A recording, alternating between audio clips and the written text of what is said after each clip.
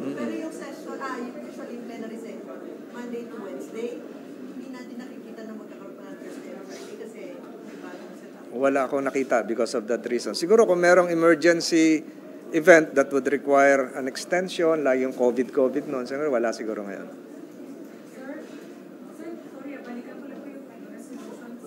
Resolution of both houses? Ano?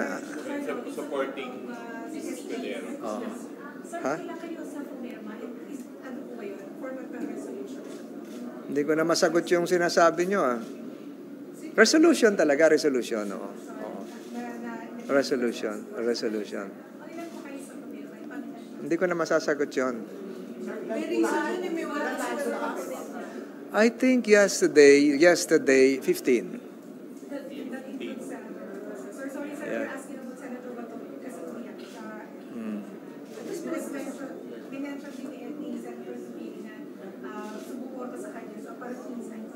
So, pumirma siya. Ang tagal lang hangover nyo dito sa ano? Election kasi next year. So yung change in leadership, meron parte doon na kasi mag-election na. Wala akong nakikita. Senate, pure Senate matters ito eh.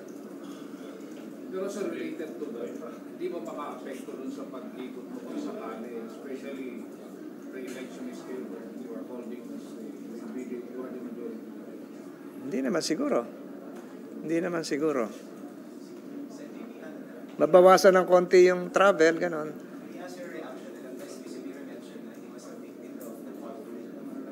Yung tanong niya kanina. Conflict of? I cannot comment on that, but we respect the opinions of the former Senate President, and we still consider him in high esteem. Sir, si former President Duterte, did he have any comment on what happened yesterday? Wala akong alam.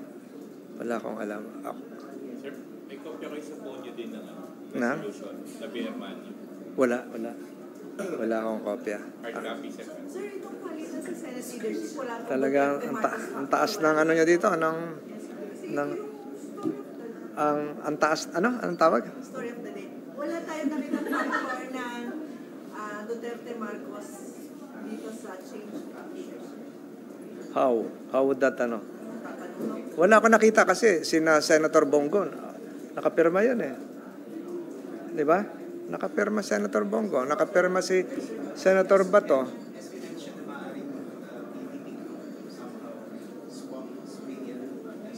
Sabi? I'm not aware of that. Oh. Sabi ba natin mas bibilis yung pagproseso ng mga batas kasi parang naging issue rin sa Hindi ko masasabi, but again, I show my respect, give my commendation for a job well done kay SP Subiri. So,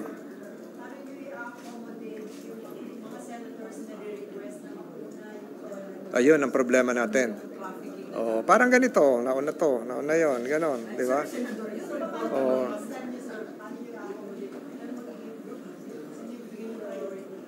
Kung ano yung priority ng bayan. Nagawa ko na rin yun nung MMDA, sinong priority? Makati, Manila, Quezon City, di ba? Ganon din yun eh. Sir, yesterday, may sinabi si former SP Subiri na parang heartbroken daw siya kasi may mga nag-driver sa kanila. Let's respect his feelings. Let's just leave it at that. Ginagalang po natin at gusto natin reconciliatory mode lahat, and ayaw natin makadagdag sa kung ano man ang nangyari. So ginagalang po natin lahat yun.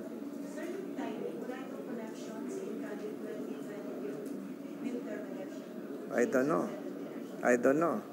Hindi ko alam kung ano. Siguro maraming speculation, maraming political analysis patungkol dyan, pero yung sa Senate agenda dapat matuloy yun. Ano yung mga batas na yung sa livestock, yung amendment sa rice tarification, itong procurement law, at marami pang iba na ang haba. Kanina tiningnan ko, malulula ako dun sa kapal nung babasahin ko pala. Sir, the text of